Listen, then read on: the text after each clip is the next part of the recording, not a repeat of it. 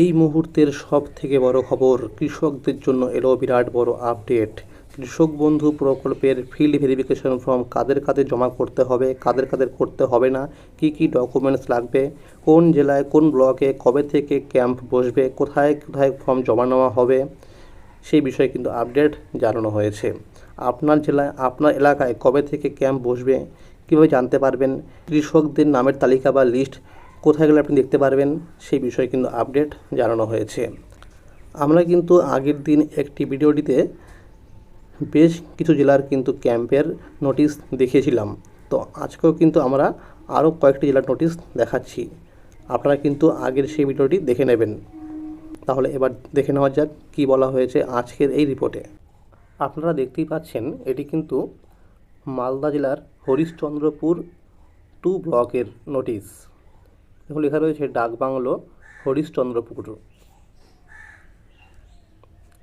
এখানে দেখুন লেখা রয়েছে বিজ্ঞপ্তি, এতধারা হরিশ্চন্দ্রপুর 2 ব্লকের কৃষক বন্ধু নতুন প্রকল্পের সকল সুবিধাভোগীকে জানানো যাচ্ছে যে পশ্চিমবঙ্গ সরকারের নির্দেশ অনুযায়ী কৃষক বন্ধু নতুন প্রকল্পের সুবিধাভোগীদের যাচাইকরণ বা ভেরিফিকেশন তথ্য হালনাগাদ রিভ্যালিডেশন ও রেশনালাইজেশন এর উদ্দেশ্যে সংশ্লিষ্ট গ্রাম পঞ্চায়েত কার্যালয়ে 7 জুলাই 2026 তারিখ হতে 24 জুলাই 2026 তারিখ পর্যন্ত সরকারি ছুটির দিন ব্যতীত প্রতিদিন সকাল 10টা থেকে বিকেল 4টা 30 পর্যন্ত যাচাইকরণ ফর্ম জমা নেওয়ার জন্য শিবির অনুষ্ঠিত হবে।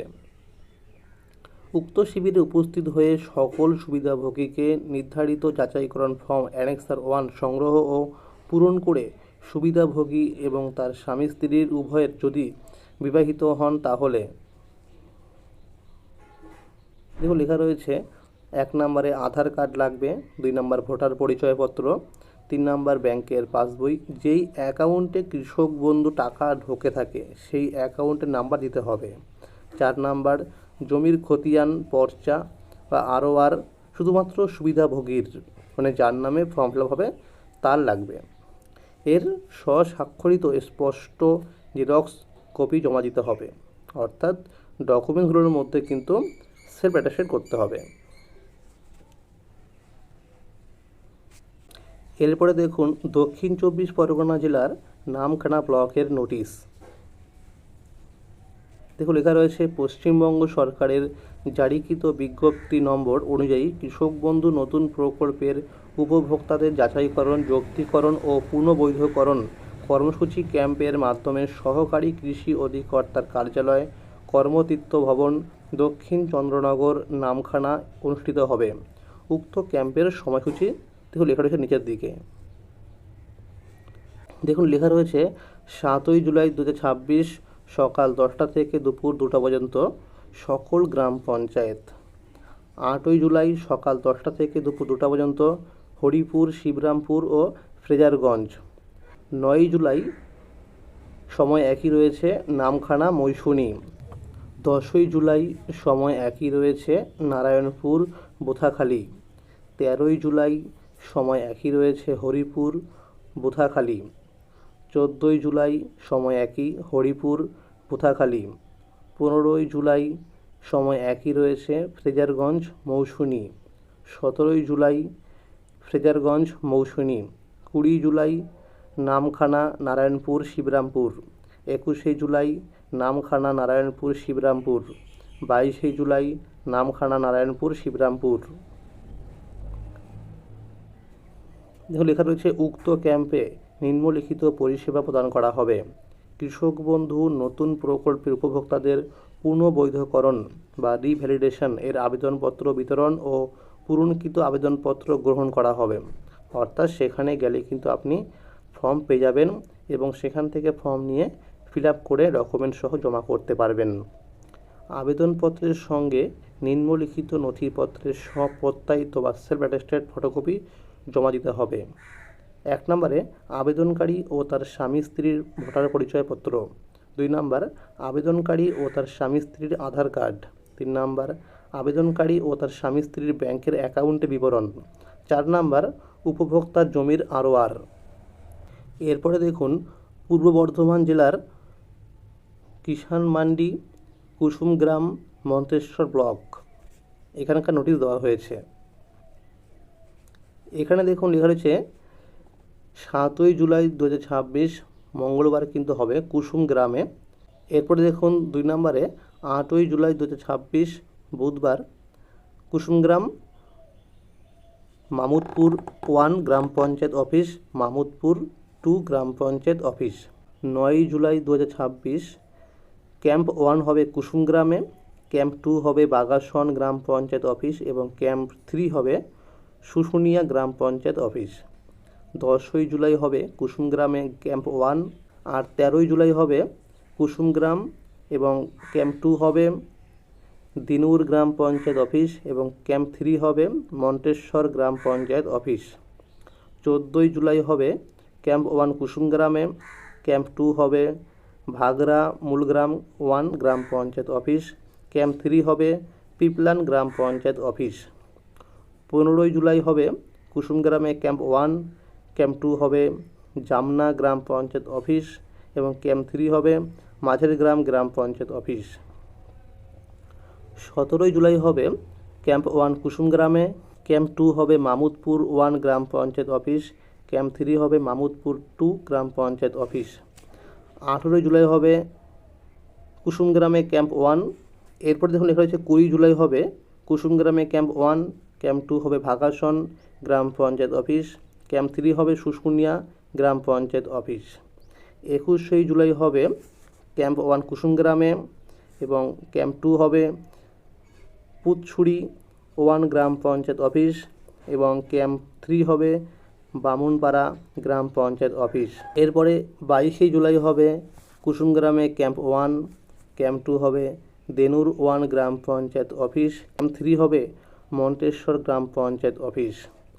এরপরে 23শে জুলাই হবে কুসুমগ্রামে ক্যাম্প 1, ক্যাম্প 2 হবে ভাগরা মূলগ্রাম 1 গ্রাম পঞ্চায়েত অফিস, ক্যাম্প 3 হবে পিপলান গ্রাম পঞ্চায়েত অফিস। 24শে জুলাই হবে কুসুমগ্রামে ক্যাম্প 1, ক্যাম্প 2 জামনা গ্রাম পঞ্চায়েত অফিসে হবে, ক্যাম্প 2, ক্যাম্প 3 হবে মাঝের গ্রাম গ্রাম পঞ্চায়েত অফিস। 25শে জুলাই হবে শুধুমাত্র কুসুমগ্রামে ক্যাম্প 1। 27শে জুলাই হবে কুসুমগ্রামে ক্যাম্প 1, ক্যাম্প 2 হবে জামনা গ্রাম পঞ্চায়েত অফিস এবং ক্যাম্প 3 হবে মাঝের গ্রাম গ্রাম পঞ্চায়েত অফিস। 28শে জুলাই হবে কুসুমগ্রামে ক্যাম্প 1, ক্যাম্প 2 হবে দিনুর গ্রাম পঞ্চায়েত অফিস এবং ক্যাম্প 3 হবে মন্তেশ্বর গ্রাম পঞ্চায়েত অফিস। 29শে জুলাই হবে কুসুমগ্রামে ক্যাম্প 1, ক্যাম্প 2 হবে বাগাসন গ্রাম পঞ্চায়েত অফিস এবং ক্যাম্প 3 হবে শুশুনিয়া গ্রাম পঞ্চায়েত অফিস। 30শে জুলাই হবে কুসুমগ্রামে ক্যাম্প 1, পুতছুড়ি গ্রাম পঞ্চায়েতে হবে ক্যাম্প 2, বামুনপাড়া গ্রাম পঞ্চায়েতে হবে ক্যাম্প 3। 31শে জুলাই হবে কুসুমগ্রামে ক্যাম্প 1, ভাগরা মূলগ্রাম গ্রাম পঞ্চায়েতে হবে ক্যাম্প 2, মামুদপুর 1 গ্রাম পঞ্চায়েতে হবে ক্যাম্প 3। এবার দেখা যাক উত্তর দিনাজপুর জেলার রায়গঞ্জ ব্লকে নোটিশে কি বলা আছে। দেখুন লেখা রয়েছে কৃষক বন্ধু নতুন প্রকল্পের ফিল্ড ভেরিফিকেশন শিবির। পশ্চিমবঙ্গ সরকারের কৃষি দপ্তরের নির্দেশিকা অনুযায়ী কৃষক বন্ধু নতুন প্রকল্পের উপভোক্তাদের ফিল্ড ভেরিফিকেশন শিবিরের কার্যক্রম নিম্নলিখিত সময়সূচি অনুযায়ী পরিচালিত হবে।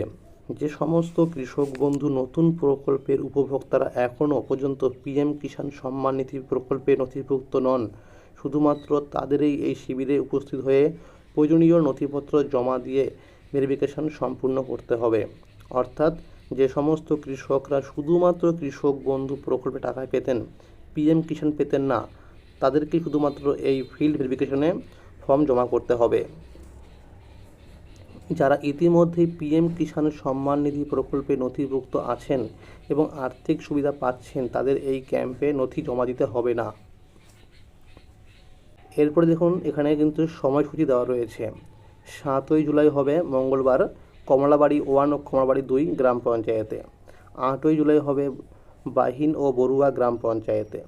9ই জুলাই হবে ভাতুন ও মারাইকুড়া গ্রাম পঞ্চায়েতে। 10ই জুলাই হবে বিন্দল ও বীরগুই। 13ই জুলাই হবে জগদীশপুর ও মহিপুর। 14ই জুলাই হবে গৌরী ও রামপুরে। 15ই জুলাই হবে শেরপুর ও শিরগ্রাম।